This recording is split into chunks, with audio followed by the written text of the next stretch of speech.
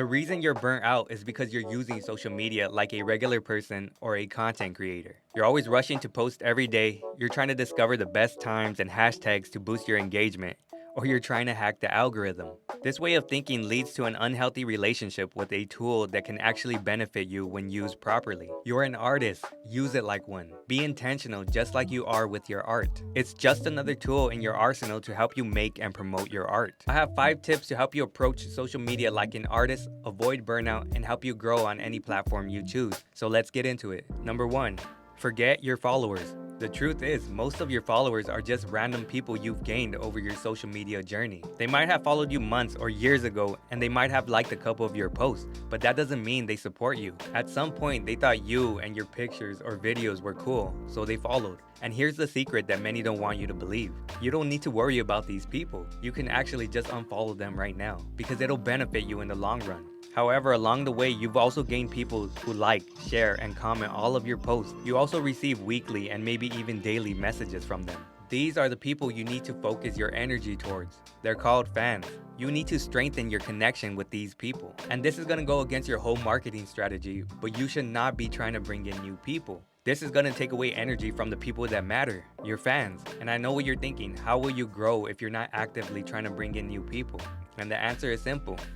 Your fans. The stronger connection you build with them, the more they will feel like they're a part of your journey, meaning they're gonna do whatever it takes to make sure you succeed. Contrary to belief, the #1 marketing strategy isn't Facebook ads or putting out content, it's word of mouth, because you're more likely to listen or try recommendations from somebody you already trust. Your loyal fans will spread your name to their friends, their family, and even their own social media following. So forget about your followers and focus on your fans. And if you want me to make a video on how to identify your true fans, let me know in the comments. Number 2, break the rules. People on social media are constantly preaching, you need to do this during these times with this many hashtags so you can go viral. These are content creators trying to please the algorithm. This is why a lot of music, fashion, trends, etc. all sound the same.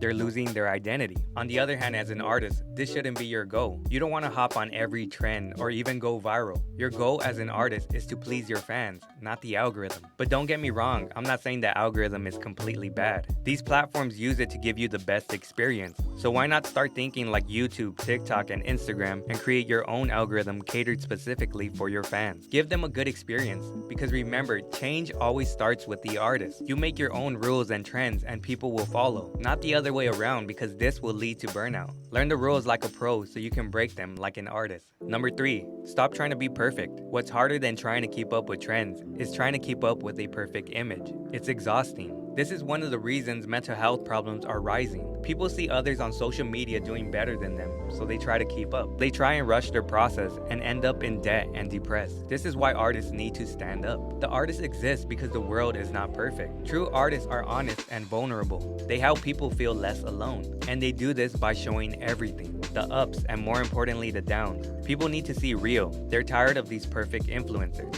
They need artists. Being vulnerable and honest benefits both the artist and the fans. The artist is able to release everything that's in their heart and their mind. And by doing so, fans feel less alone, inspired, more confident, etc. It's in that connection between the artist and the fan where healing happens. You will never burn out by showing your real self, but you will by trying to be perfect 24/7. Your fans need the real you.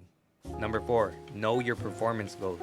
I know you want a lot of fans, a lot of streams, a lot of sales. But if you don't have a goal for how many of each, then how will you know when you're finished? And don't give me that I'm never satisfied, I'm hungry mentality, because that's messing up your mind. As many of you know, metrics and analytics can be extremely overwhelming. And that's because numbers never end. So if you don't have a set goal, you're going to be constantly chasing something that never ends. As Naval Ravikant said, desire is a contract you make with yourself to be unhappy until you get what you want. So if you always want more and more, this will lead to burnout, and worse, you'll never be happy. And I'm not saying you should want less from life. I'm saying you should know exactly what you want, because this will give you more out of life. Because the crazy thing is, when you're grateful for what you have, the universe will reward you with more. As I said before, metrics and analytics can be overwhelming. So I do recommend focusing on one at a time. What is your main focus? More streams, more sales, more YouTube subscribers? Just choose one, and I promise by doing so, the other metrics will follow. So write it down and put it somewhere where you can see it every day. That's what you're working towards. Anything after that is just extra.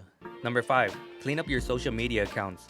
You've probably heard this saying before. You are the average of the 5 people you spend the most time with. And since you use social media pretty much every day, this quote should apply here too. It's time to clean up your accounts. Just like you curate your music playlist, you need to curate the people you follow on social media. Follow people that add value to your life, people that inspire you, people that make you feel good. Unfollow people and accounts that steal your most important asset, your focus. You need to create an environment that doesn't drain you but gives you energy. And the people you follow don't have to be in your niche, meaning if you're a music producer and an athlete inspires you, follow them. It's actually better to gain inspiration from people outside of your niche because this gives you another perspective and it can help you find breakthrough in your art.